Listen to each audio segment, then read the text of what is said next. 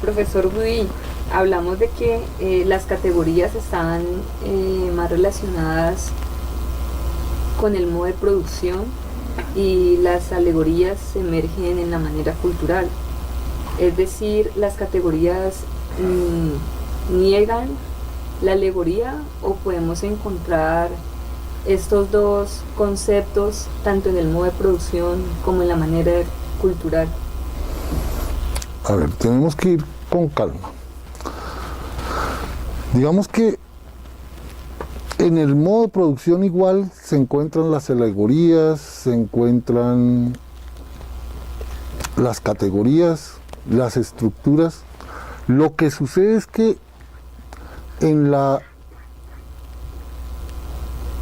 representación del modo de producción, lo que se ha utilizado es el afinamiento estructural. Cuando surgen las categorías y las alegorías como un afinamiento de la lógica y de la matemática, se ve la posibilidad de abordar la realidad presentacional de la manera cultural.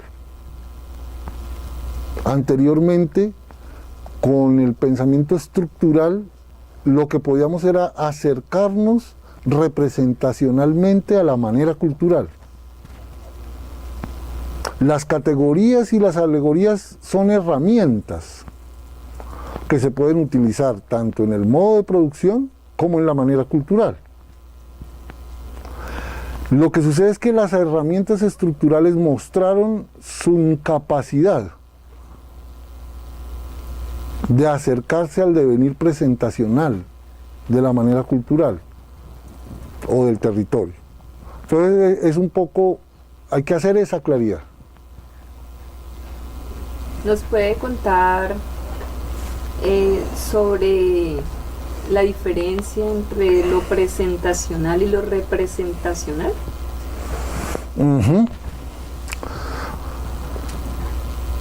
Digamos es que es un tema bastante profundo y tendríamos que remitirnos al asunto del lenguaje. Es decir, la palabra representa la acción. Y entonces allí hablamos de lo representacional. Pero la palabra también presentifica la acción. Y ahí hablamos de lo presentacional. Es decir, la palabra acción, que es presentacional. La otra es la palabra que representa, que idealiza. Y ahí un poco es donde podemos encontrar el aporte de la sabiduría ancestral. Es decir, de la sabiduría que se está manifestando en este tiempo, que es la de una palabra acción. Digamos, por eso la investigación acción participativa se refresca, la investigación acción participativa refresca la investigación cuando recoge ese elemento de la acción y entonces presentifica la investigación, la liga a la vida, a la andadura, a las relaciones. Entonces un poco eso, esa es la diferencia que hay entre lo presentacional y lo representacional, y está muy ligado a la palabra. En un territorio como Cañabralejo, que es el que en este momento el grupo Pedagogía Nómada lleva a cabo distintos proyectos, encontramos tanto las categorías como las alegorías, pero digamos que las categorías las identificamos porque cada uno está formado de una disciplina.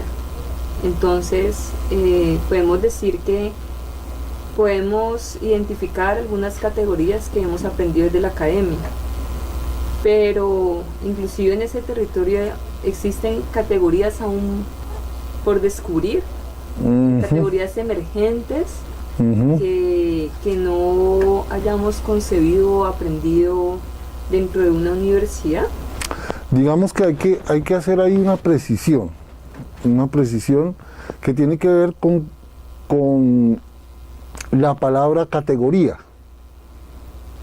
Y digamos, reconocer que desde la filosofía se venían trabajando las categorías conceptuales, categorías de aproximación filosófica a la realidad. Entonces tenemos que aclararnos que cuando nosotros hablamos de categorías no estamos hablando de esas categorías filosóficas. Estamos hablando de una dinámica que se generó al interior de la matemática y que tiene que ver con procesos lógicos. Digamos, no sé por qué los matemáticos llamaron ese ejercicio lo categorial, las categorías, pero digamos que así sucedió. Y entonces tenemos que diferenciar las categorías filosóficas de las categorías matemáticas, que son herramientas lógicas. Entonces digamos que esa precisión hay que hacerla, porque si no en el proceso se puede uno confundir. Digamos que las categorías matemáticas son herramientas lógicas que nos permiten desentrañar la lógica de la sabiduría de la manera cultural. Y no solo de los seres humanos, sino lo que sucede en el territorio, lo que sucede con la naturaleza. Podríamos decirlo así, hoy nos podemos comunicar con el río a través de las categorías y las alegorías, a través de esas herramientas. Antiguamente eso era más complicado, casi que estaba negado pensar que el río pudiera hablar, o pensar que una piedra puede hablar, o que un pájaro habla, que es como habla la manera cultural. Las herramientas de las categorías nos permiten ordenar la comunicación, el saber, la lógica, de una manera en que podemos comunicarnos con esos elementos de la naturaleza. Y ahí entonces es cuando surgen las alegorías. Por eso decimos, el pensamiento anterior, el pensamiento estructural, no alcanzaba a generar esos procesos. En su acompañamiento a los proyectos de investigación y también su andadura en Cañaveralejo, nos puede no más que dar un ejemplo como acercar alguna categoría, a ese mundo categorial que haya identificado y de este territorio, y a una alegoría. Claro, digamos, y habría que abordar un problema en el que estamos, en el que la investigación está en este momento. Y es cuando surge el asunto del corregimiento. ¿Sí? Y entonces nos damos cuenta que la estructura del corregimiento corresponde a esa lógica representacional. La investigación nos ha mostrado que hay unos elementos que se escapan a esa lógica estructural y que conforman el territorio. Entonces, desde las categorías y las alegorías tenemos que pensar si realmente esa figura estructural va a dar cuenta de lo que se está tratando de elaborar en la investigación, o si es necesario repensar esa situación. No solo repensarla, revivirla. Y entonces ahí es cuando dicen, una zona de reserva montañera. ¿Sí? Y digamos que eso tiene que ver profundamente con la democracia, con la organización del territorio, con una crisis que se planteó en la Constitución del 91. Es decir, nuestra nación, nuestra cultura venía de una constitución representacional. No quiere decir que la del 91 sea presentacional, pero planteó unos cambios. Y esos cambios generan un nuevo orden territorial, que es lo que llaman el reordenamiento territorial, que es cuando la Constitución del 91 plantea el asunto de la participación. La participación es básicamente un asunto presentacional. Digamos, y ahí hay unas situaciones complicadas, profundamente delicadas, que hay que ir a resolver desde la acción de la andadura. No se pueden resolver desde una visión jurídica abstracta. Y entonces ahí es cuando aparece la transformación del derecho y se habla de lo sociojurídico. Porque digamos que la misma Constitución del 91 colocó unas transformaciones que hasta ahora se están visualizando, que es, digamos, lo pluriétnico, lo pluricultural, ¿sí? Es decir, una transformación muy grande, porque sectores de nuestra cultura, de nuestra sociedad, que habían estado siempre relegados, que habían estado siempre marginados de lo que sucede en la economía y en la vida de la sociedad, ahora deben ser incluidos. ¿Sí? Entonces ahí es cuando, digamos, esas formas que se traían de orden territorial entran a ser cuestionadas. ¿Cuáles? Pues las que se generaron sobre las fronteras políticas, es decir, los departamentos, las provincias, los corregimientos, una serie de un orden sustentado en las fronteras políticas. Y entonces ahí es cuando surge ya en una acción de investigación territorial la necesidad de reconocer los límites naturales como los elementos que conforman un territorio y conforman la vida que se da en ese territorio.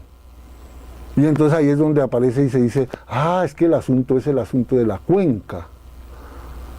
Y la cuenca tiene que corresponder al orden territorial para que esa cuenca no se degrade, que es lo que ha sucedido y que es el cuestionamiento que nos estamos haciendo en este momento.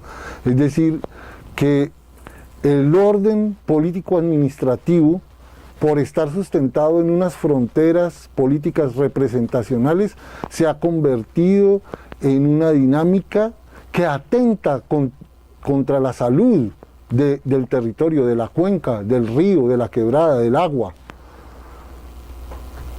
Entonces, nos toca redefinir, es decir, crear unas dinámicas organizacionales que correspondan al orden natural, es decir, a los límites naturales del territorio, y que se dediquen a cuidar la estabilidad de esos territorios. Y para ese orden natural, desde el proyecto de investigación de ordenamiento territorial precisamente que adelanta uno de los compañeros del grupo Pedagogía Nómada, se debe ir también en busca de esas categorías y alegorías para ese orden natural. Es lo que entiendo, esas categorías que están allí, las alegorías para el orden natural de la cuenca. Hay que buscarlas. Digamos, en la andadura. Las categorías y las alegorías son herramientas. Entonces decimos, tenemos unas nuevas herramientas que son las categorías y las alegorías que nos van a permitir acercarnos al orden natural del territorio para comprenderlo de una manera más profunda, ¿sí? De una manera que en verdad reconoce lo que está pasando allí, en la naturaleza, en el territorio.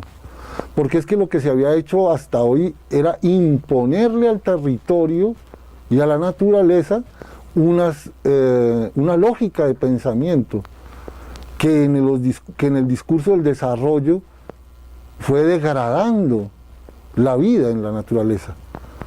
Entonces lo que nos permiten las categorías y las alegorías es acercarnos al territorio para volver a reconciliarnos con el orden natural.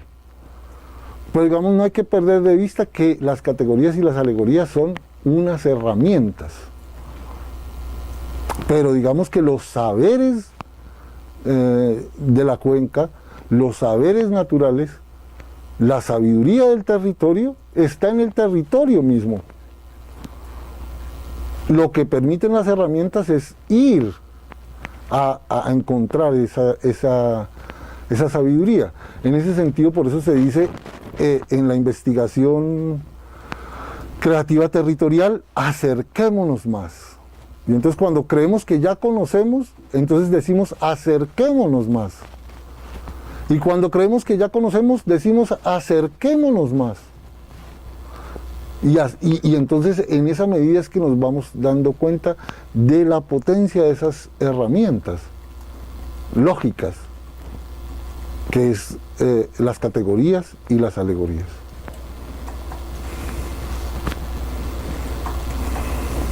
¿Qué les podríamos decir a los aprendientes del diplomado, a los estudiantes y a las estudiantes que están tomando en este momento los módulos de investigación creativa, cómo este potencial de esas herramientas son de gran ayuda para la construcción de sus proyectos de investigación y también para su vida, ¿no? Porque no podemos desconectar en este camino de la investigación creativa que cuando me transformo a mí mismo, ¿no? Entonces, ¿cómo manifestarle esto a las personas que se están incorporando, a los estudiantes? Exactamente cómo la potencia de las herramientas, de las categorías y las alegorías le ayudan a comprender el territorio que investigan y asimismo ayudan a comprenderse a sí mismos. Digamos que la respuesta está como signada desde lo que venimos conversando. Es como un diálogo que va entretejiendo la manifestación de la respuesta. Entonces tenemos que decir que cuando el conocimiento se revitaliza con la sabiduría del territorio, pues sucede algo que básicamente es la transformación de uno mismo. Entonces lo que podemos decirle a la gente, que no es otra cosa que decírnoslo a nosotros mismos, es lo que yo me digo a mí mismo, es que en la medida en que yo me atrevo a acercarme a la naturaleza, me redescubro. Y al redescubrirme, encuentro que la condena paranoica a la que nos tiene sometidos el consumo y la excesiva predominancia de lo ideal, en la medida en que yo me acerco a la naturaleza, esa paranoia se va transformando en pronoia. Es decir, la posibilidad de superar el pesimismo en una acción optimista de vida. Pero no es una acción optimista de vida que me estoy inventando yo, sino es el optimismo que surge de la naturaleza, que surge de la cuenca. Digamos, yo ahorita me voy muy feliz a compartir con con mi familia y con mi pueblo lo que encontramos acá, ¿no? Es una buena noticia sobre nosotros mismos. Es decir, ustedes nos dieron una buena noticia sobre nosotros.